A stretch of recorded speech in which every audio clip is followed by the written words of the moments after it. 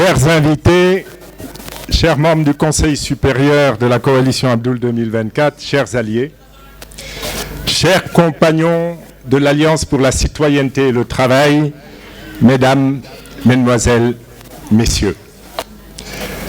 Très chers compagnons, nous voici en face de vous à la suite d'une procédure de sélection mise en place pour désigner le candidat de l'acte à l'élection présidentielle du 25 février 2024. Ma sélection fut sans peine, puisqu'aucun d'entre vous n'a souhaité manifester une volonté de l'être alors que vous y aviez droit. J'en retiens une manifestation de respect et de grande confiance et vous en remercie profondément. Très chers alliés membres de la coalition Abdoul 2024, vous vous êtes préparés à vous entretenir avec plusieurs candidats potentiels. Mais vous avez placé mon nom en tête de liste. Vous êtes repartis de notre rencontre et de nos échanges convaincus que vos consultations pouvaient être stoppées. Votre choix était fait, que votre vision pour le Sénégal rejoignait et se confondait avec la mienne. Ce que l'on dit de l'amour peut également l'être de la coalition politique sincère. Ce n'est pas se regarder dans les yeux les uns les autres, c'est plutôt regarder ensemble dans la même direction. Et pour la circonstance et les visions d'un Sénégal à reconstruire au plan de ses fondamentaux moraux et éthiques, institutionnels et économiques. Grand merci de m'avoir mis en pole position et de votre confiance vite confirmée. Mesdames, Mesdemoiselles, Messieurs, aujourd'hui est un jour de confirmation, d'engagement pris et à prendre en face de vous et de notre chère nation. J'ai par conséquent retenu de vous donner la primeur de ma profession de foi. À la croisée des chemins où se trouve dramatiquement notre cher et beau pays, il est devenu impérieux, un impérieux devoir de se lever, de faire face et de proposer une autre voie. Le Sénégal se trouve en effet confronté à une situation sans précédent, faite d'incertitudes graves, de doutes pesants et de risques certains.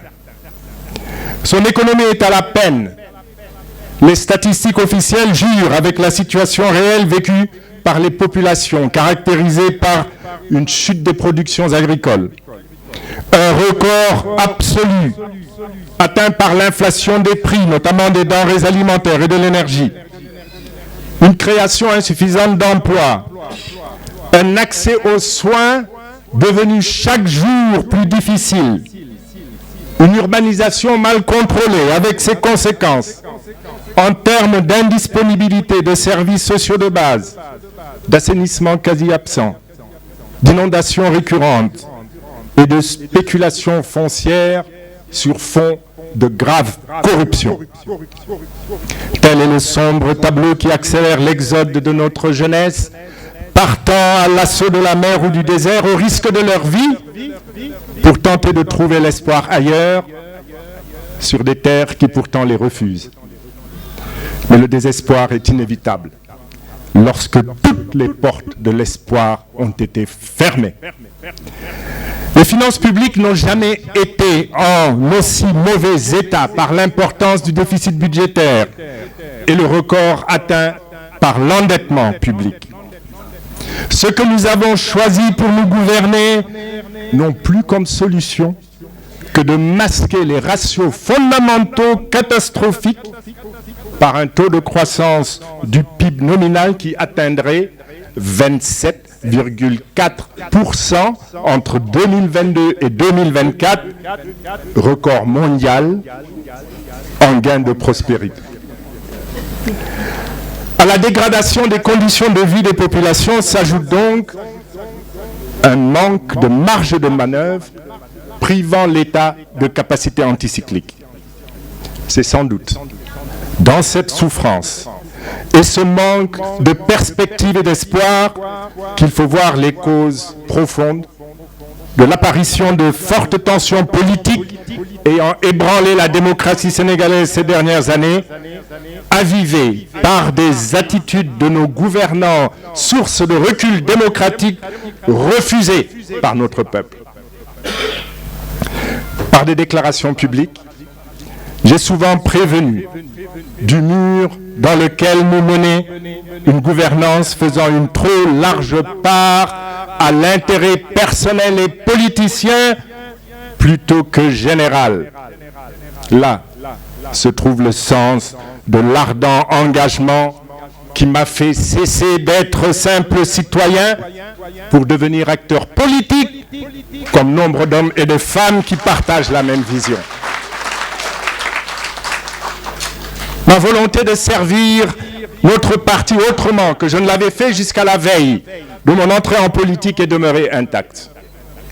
Demain me laissera constant dans ce choix d'achever ce que je considère comme une des dernières étapes majeures de ma vie d'homme en me mettant au service d'un sacerdoce. Donner de ma vie et de tous les autres moyens à une politique autrement conduite dans notre pays. Mon expérience professionnelle fut longue. Pendant que s'écoulait son temps, je me suis en toutes circonstances efforcé de demeurer fidèle à une ligne de conduite. J'ai placé et place le respect de ma parole, de mes promesses, de mes engagements, de la vérité au-dessus de toute valeur humaine. La politique et les responsabilités dont elle pourrait me donner la charge ne me feront jamais renoncer à cette ligne,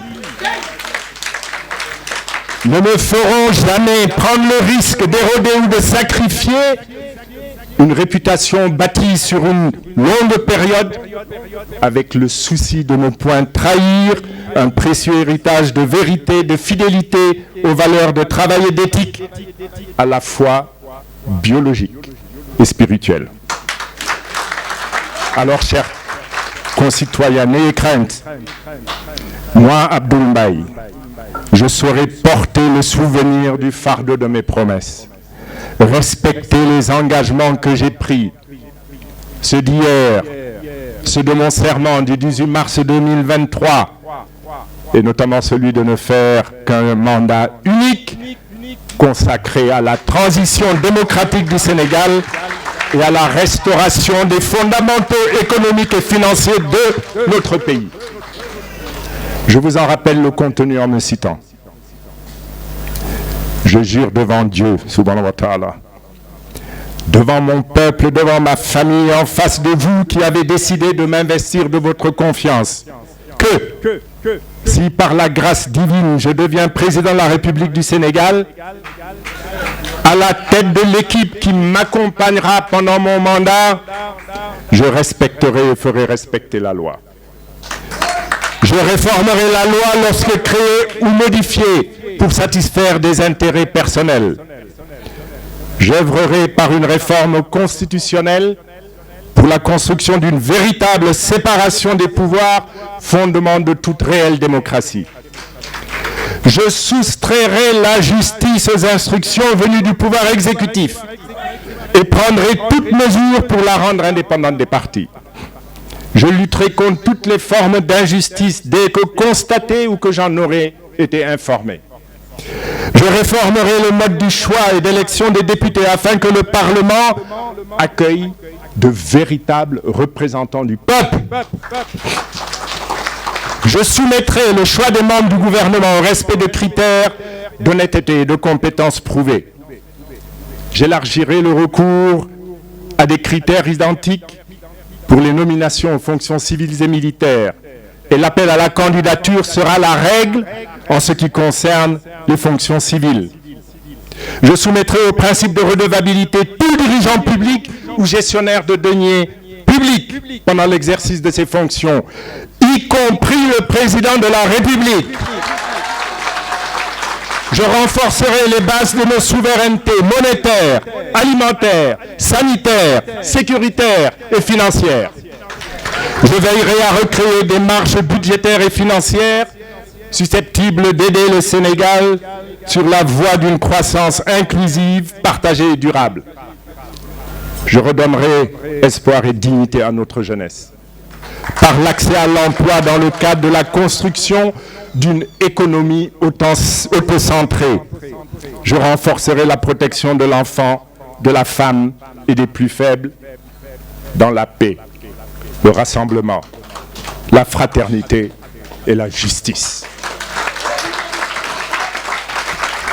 Après avoir entendu ma profession de foi telle qu'elle figurera dans mon dossier de candidature, dans le respect des dispositions de la loi et de la réglementation, ceux qui, avec moi, ont fondé le Parti Alliance pour la citoyenneté et le travail devenu le vôtre, ceux qui ont été attentifs à ma trajectoire politique depuis l'année 2016 et qui ont fini par décider de se joindre à notre ambition pour ce pays, tous auront reconnu mon absolue fidélité à mes engagements premiers.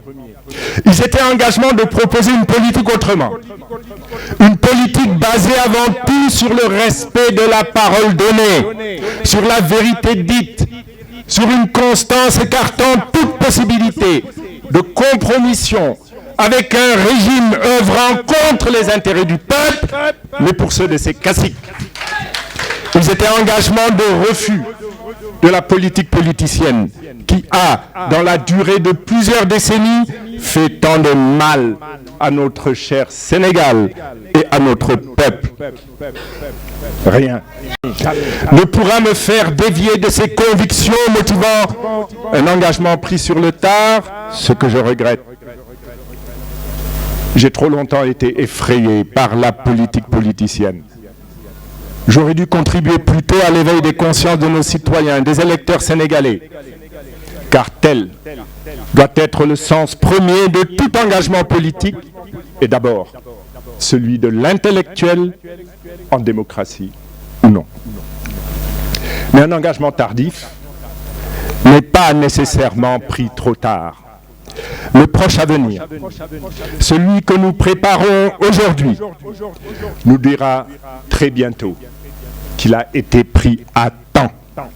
Lorsque venait celui des impasses politiques, économiques, budgétaires et d'endettement que nous avons cessé d'annoncer inéluctables, car seules issues possibles d'une malgouvernance.